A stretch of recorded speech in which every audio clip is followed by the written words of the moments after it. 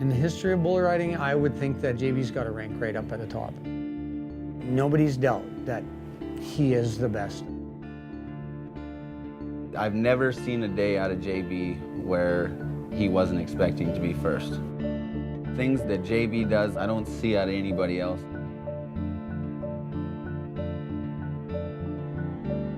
Other people put so much effort and so much time into it, whereas it comes so easy to him. He's got a level of confidence that is so beyond that there's not a bull in the world that he believes can buck him off. There's not a title in the world that he can't win. There's not a mountain he can't climb or anything he can't do.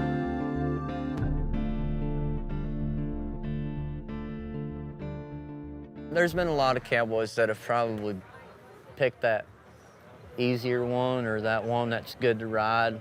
They're probably going to win some money, but you ain't going to hear their name. Whose name do you hear? JB. He's the best out there. He can ride almost everything. He's won the world twice, and he's won over $6 million riding bulls.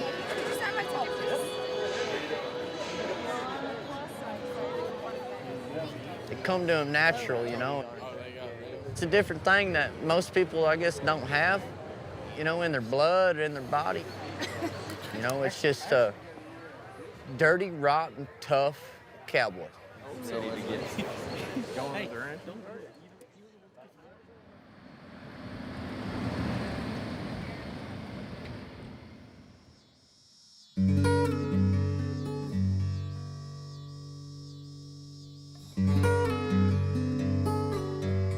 Being a cowboy is a lifestyle, and that's what I was raised to be. I didn't much want to do anything else. I rode bucking horses, I rode calves. No, not every bull rider does it. A lot of them guys don't even know how to ride a horse. Don't want to ride a horse, but I'd rather be a cowboy than just a bull rider any day.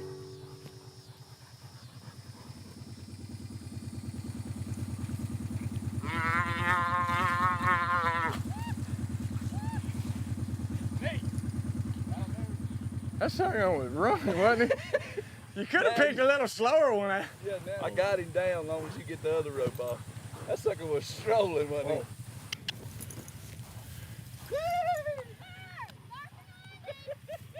he? Being a cowboy and not strictly a bull rider helps you.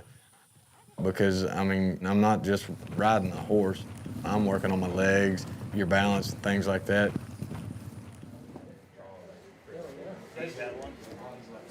This sport definitely started out as a wild and reckless event. The balance has kind of shifted to where there's the wild and reckless cowboys that are willing to do whatever it takes. And there's, you know, the athlete side of things where these guys have really evolved into training hard and spending every minute of every day working towards being a world champion bull rider. JB is one of the strangest guys as far as what works for him as a bull rider. Like, he don't work out. He's scrawny. He only weighs like 140 pounds.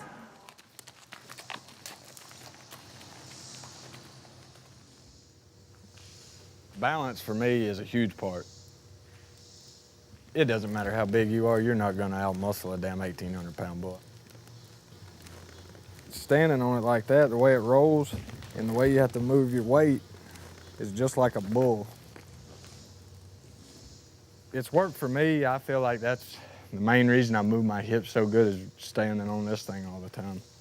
I did it for an hour a day for a long time, you know. If I didn't have anything to do, that's where I'd be. I'd be inside standing on this ball. Watching bull riding tapes, eating a sandwich where you could walk in and I'd talk to you and never get off the ball. A lot of them, they've told me, you're a freak of nature. But they're not here. They don't see what I work at all the time, and I let them think what they want to.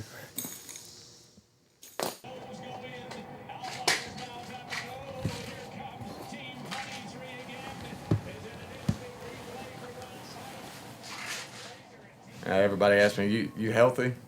Well, shit, no. I haven't been healthy since the first time I climbed on a bull. First one I got on, he stomped the piss out of me. Lacerated my liver and broke all my ribs on my right side. They told me it should have killed me. I thought at first, why in the hell am I doing this to myself? But the next day, I wanted to do it again.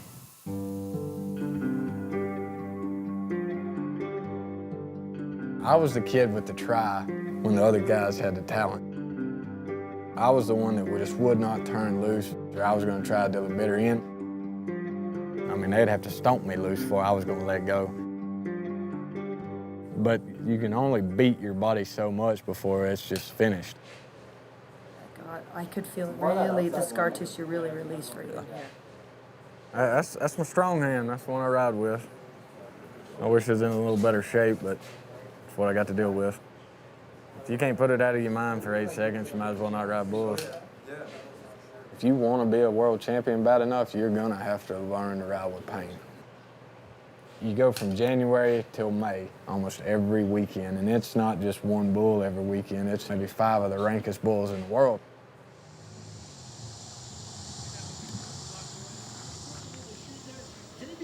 I'll come in here and sit down like this and see what I'm doing and what I could do better.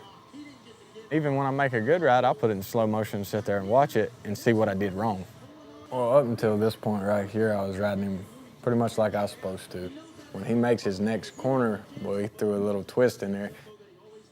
Well, that messed all my timing up right there. I was just a tick behind him, you know, that much. As long as you stay ahead of bulls like that, they don't have any power. But when you get behind like that, that's when they take control of you. They're your dancing partner. They make a move, you have to follow.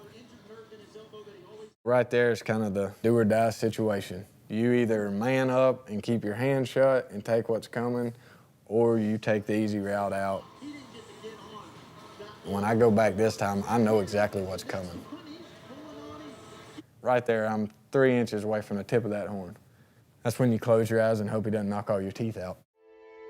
When dealing with bulls, you have to be a bit wild and reckless to be able to compete at this level. You're riding a wild animal, you know? I mean, anything and everything could happen. If you talk to any bull rider and they tell you they don't have a little bit of fear in them or nerves about them, they're lying, bald-faced lying to you. Because, I mean, you're getting on a bull that weighs 1,600 pounds to 2,200 pounds. He steps the right way on you, you're dead. It's a game of inches. Let's go. I know. 6, 7, 8. Oh, boy.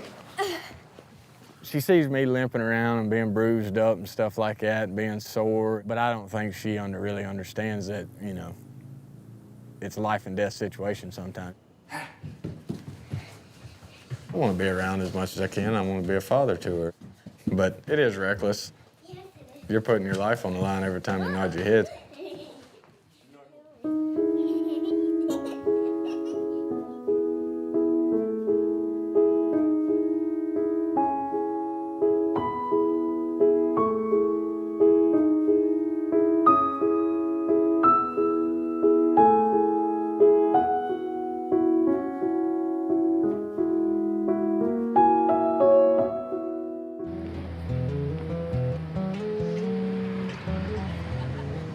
JB, and not saying him because my son are, not too many are like him around here. I mean, you can tell he kind of stands out. You gotta have skill, but you gotta have a little bit of luck, but you gotta really want it, and he's always wanted it. A lot of it is natural, but JB puts in a lot of it too. When he was younger, he had a bucking barrel that you couldn't set on there because it rolled so bad there, and he rode it every day for 4 and 5 hours a day. You work at it until the very last bull you ever get on. If I feel like I'm making too many moves, I'll come out here and just slow everything back down. You get on it enough and you do the same thing, it's repetition, you know. Muscle memory, it comes natural to you. Everything's going so fast, it's gotta come second nature. You better not be thinking about what you're trying to control, because if you do, you're already on the ground. Them really good bulls, they all gonna kick square over their head. If the bull's dropping and you're a little bit back and he's gonna jerk you down, you can jack your knees up in them to stop you from going and kind of, you know, then set your feet back down. If he's just spinning real fast and not kicking up in his butt, then you lift and pride to kind of lock you in there. And then you just make the moves when he's spinning.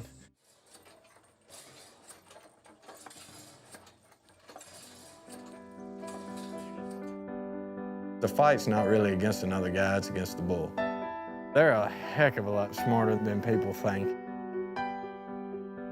The difference between me and a lot of them guys going is I pick the rank bulls every time I get a chance. I want the one that nobody else wants. To prove to myself that there's not a bull that can hear and throw me off. Every time I've seen JB, he really hasn't put much thought into the bull he has. He does best when shooting from the hip. If I don't know what the bull does, then my body reacts on its own. I ride him jump for jump. If I know what he does, in the back of my head, I'm setting a game plan for him. You set a trap for a bull, you get caught in it every time.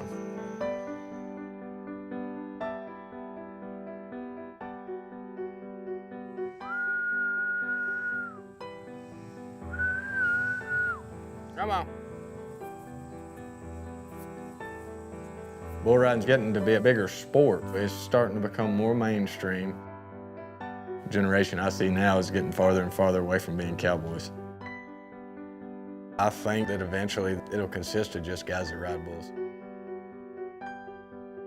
It's going out of style because it's a different age.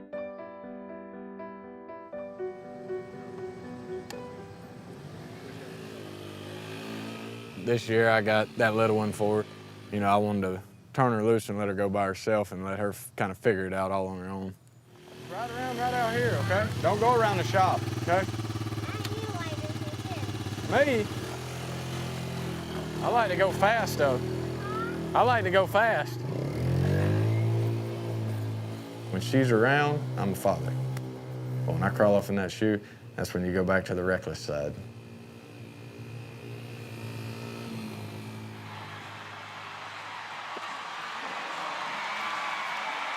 Big crowds on hand while we're waiting for our next bull rider. It's never over till this guy goes. We're going to J.B. Mauney.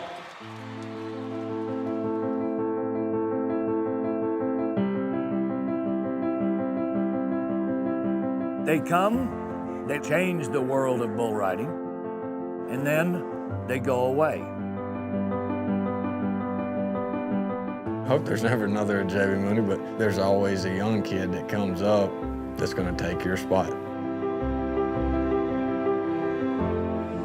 If you're not doing this to be the best at it, then you might as well stop now.